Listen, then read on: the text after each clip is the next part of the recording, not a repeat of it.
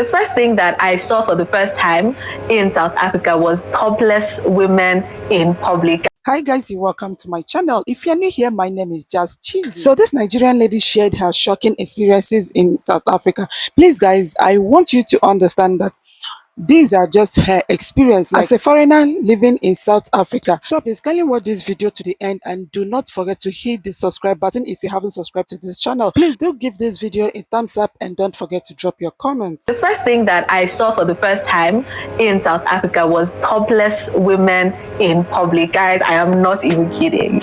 Like, I knew that there were African tribes that went topless, like the women went topless. And growing up as a Nigerian, I had seen like all them Igbo movies where, you know, the women are wearing traditional attire and then they tie a short wrapper like a skirt and then also one over their boobs. But I had never seen like ones where people just go topless and wear only the skirt pieces.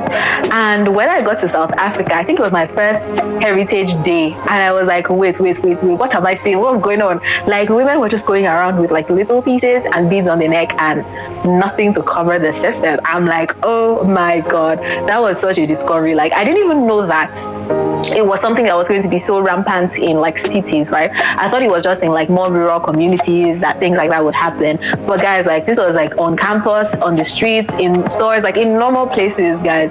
People were wearing their traditional attire and wearing that. And I mean, as a Nigerian from a very conservative community and everything, like, it was like, oh my god, what am I looking at? And do these people know what they're doing? But honestly, over time, I've just come to realize that different people have different cultures, and what's acceptable in certain places might not be acceptable in some. So at least I now know what these cultures look like. And yeah, that's the first thing that I was just seeing for the first time when I came to South Africa. Okay, so now the second thing that I just discovered for the first time when I got to South Africa was Mr. Price home. Guys, I knew that there was Mr. Price, right? There was Mr. Price in Nigeria because the franchise came to Nigeria at some point, and it was an amazing store that we all love to shop from and whatnot. But I came here and then I realized that there was a Mr. Price home, like literally a Mr. Price that is dedicated to home items, home decor, furniture, linen, all the things. I was like, wait, what? Really? Guys, I promise you, I had no idea that there was Mr. Price home. And now that I know that there's Mr. Price home, you can find me there like once every month because I love getting new things for my home. I love buying, even if it's one piece at a time. Like, I just really love putting things in my house. And Mr. Price home is a good place to get things that are affordable and quite good quality. So I tend to go there quite a bit now. And yeah, I discovered that only when I moved to South Africa. Before, I thought Mr. Price was just a store that sells clothes. Now I know that they're more than just that. I know about Mr. Price home. Now, the third thing that I want to share in this video, which I only saw for the first time when I moved to South Africa, is right-wheel drive cars. No, actually, scratch that. I wasn't seeing them for the first time. Of course, I've always known that there were cars that were like left wheel and right wheel. You know, I had been educated around that, and I had also seen that on TV. So coming to South Africa and discovering that all the cars were right-wheel drive was very interesting. For my first 1 year in this place, I promise you, I'll go to the car and then I will be opening the door to the driver's seat, and then meanwhile will be like, me like my husband, by the way, and he'll be like, where are you going? Are you driving to me? And I'll be like, oh my goodness, because I used to forget all the time. Like, it took a lot of getting used to. I remember my first ever ride in a car in South Africa. I think it was an Uber, honestly, and it was on the freeway because I was leaving the airport in Johannesburg and going someplace else, and I was so scared because the car was moving so fast, and like, I was just on the wrong side of the road as far as I was concerned. So it was really scary, but it took a lot of getting used to, and now I'm very used to it. Like, I can function on the left, I can function on the right, like in any car I find myself. So yeah, that was one thing that I just experienced for the first time upon moving to South Africa. Now on to number 4. The fourth thing, this one, I think I discovered it, like I learned about it and I saw it for the first time in South Africa, was tapping your card to make payments.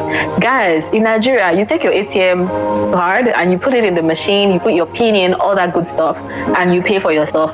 But here, like, I didn't even know that I could just tap my card. I mean, I think I had seen it on TV a few times, but I didn't think much of it, right? I didn't think that it was something you could just do, like, just about any store, okay? I thought it was for these really rich people with the credit cards and stuff, and, you know, there's a certain type of card that comes like that and all that. Only for me to get here and the regular student account card that I had, I could just tap it and the money will go. Guys, oh my gosh, at first I was really worried because it's like, yo, are you sure that this is safe? Because if someone takes my card now and they tap it in 10 places, the money is gone. But honestly, it was a bit scary.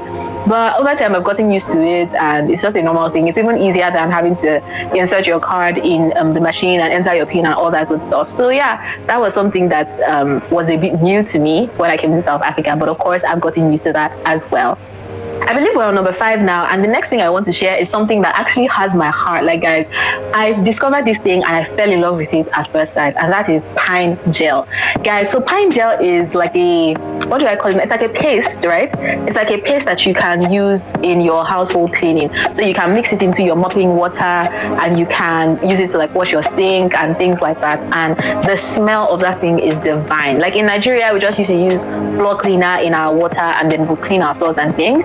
But I had no idea what pine gel was. Like, pine gel is such an amazing thing. Like, God bless the person that discovered or invented pine gel. So yeah, now I use pine gel in my house a lot. And it was very funny because my husband and I went to buy a new mop for our house. Like, it was even very recent too. It was like, what, 4 or 5 months ago when we had just moved here.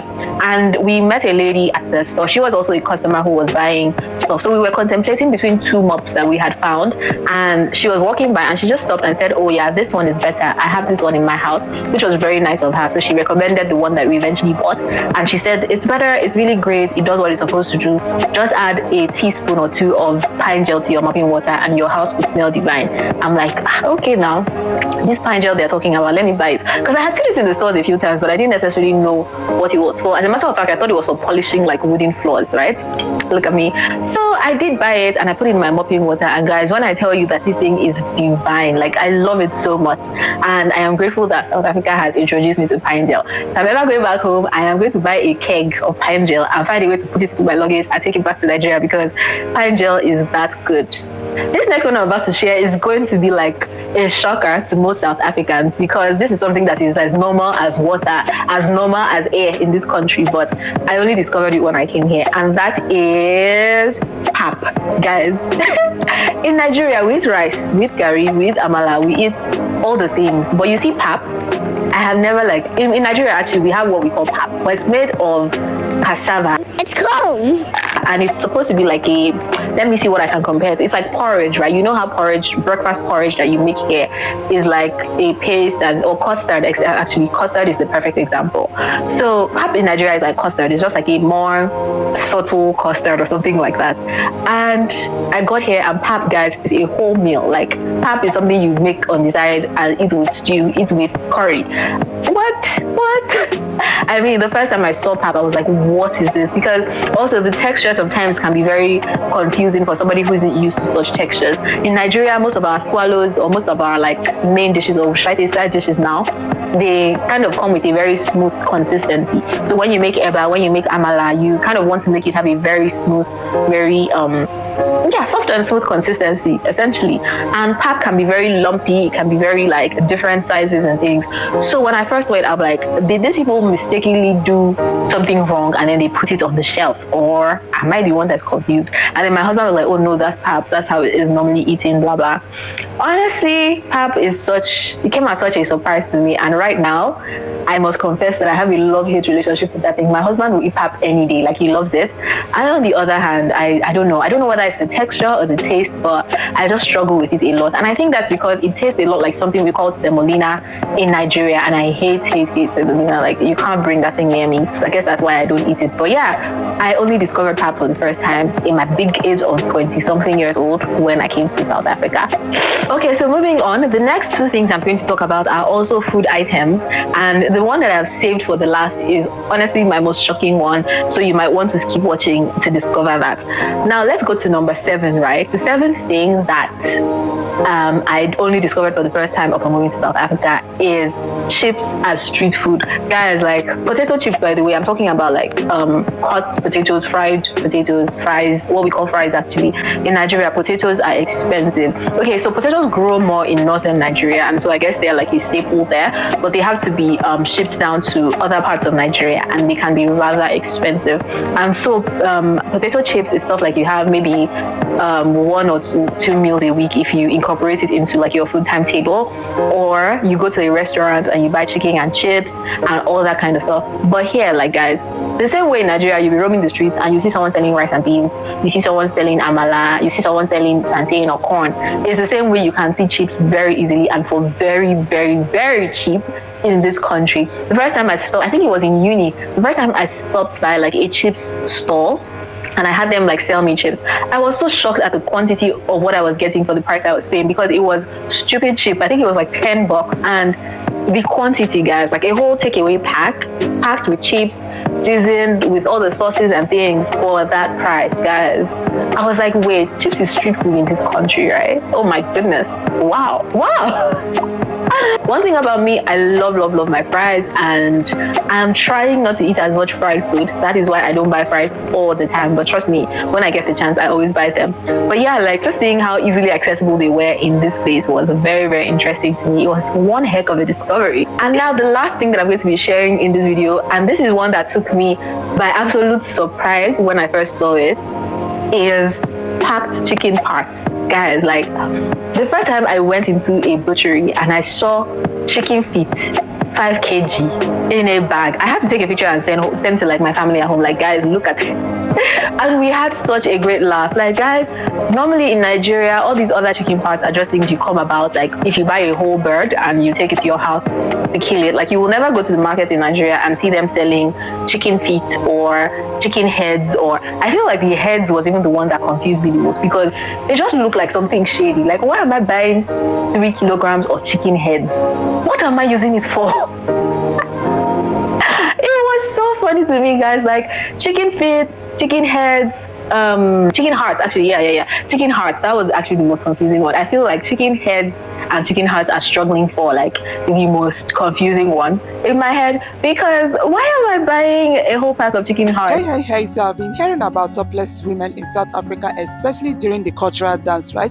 I've seen a lot of videos on the internet. I haven't seen them in real life. So I guess to my sister, to this Nigerian sister, it's gonna be when I mean great shock, like great shock. Trust me, if I happen to see one, I will even feel shy to look at her, because this is something that we do not see. Like, this is something we haven't seen. Like, for me, apart from seeing them on the internet, I have never in my entire life seen them in real life, like anywhere, right? So I guess the very first time I will experience that, honestly, I'll feel so shy. I'll feel shy to even stand close to them. Yes, even though it's a cultural outfit, that's how South African ladies dress, especially Zulus. Yeah, the Zulus, that's how they dress each time they want to come out for cultural dance, right?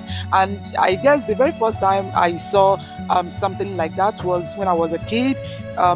In Brenda's song, yeah, I guess it's your wedding day. Yeah, so, and it was my dad who told me that that was actually how South African ladies, that's how they dress. Yes, it's their cultural attire, their traditional attire, right? So that was actually my very first time I saw topless women, and I hope to see them someday. Yes, I hope to see them someday so that I can take pictures with them, because this is actually one thing that is not common. Yes, this particular dressing is not common, especially in West Africa, right? Yes, it's not that common. Like, for someone like me, I haven't seen any like, I haven't seen topless women in my entire life. So if I happen to see any South African dressing like that, I would like to take a picture with her, and trust me, I will cherish that picture, because this is it's a very unusual stuff, something that you don't see often, something you don't see everywhere. So another thing I really like to talk about is the right wheel drive. Like, in Nigeria, it's hard for you to see right wheel drive. Even when I've seen a lot of people that buy a car from America, once it gets to Nigeria, they will have to change it to left wheel, right? Because it's not that, it's so unusual for you to see anyone with right wheel car. Like, I haven't even seen, I haven't seen, and it's not that common. Even if you see, probably it's 1 out of 10, right? It's so rare for you to see a right wheel drive in Nigeria. So most of the cars in Nigeria are usually left wheel, right? And I've seen the South African lady that traveled to Abuja. She traveled to Nigeria. She also said the same thing, that all the cars that she saw, they were all left wheels, that there's no right wheel cars in Nigeria. That was her experience. So guys, I do hope you enjoyed the video, right? Don't forget to give this video a thumbs up, drop your comment, and thank you for staying to this moment. I still remain your girl, Just Cheesy.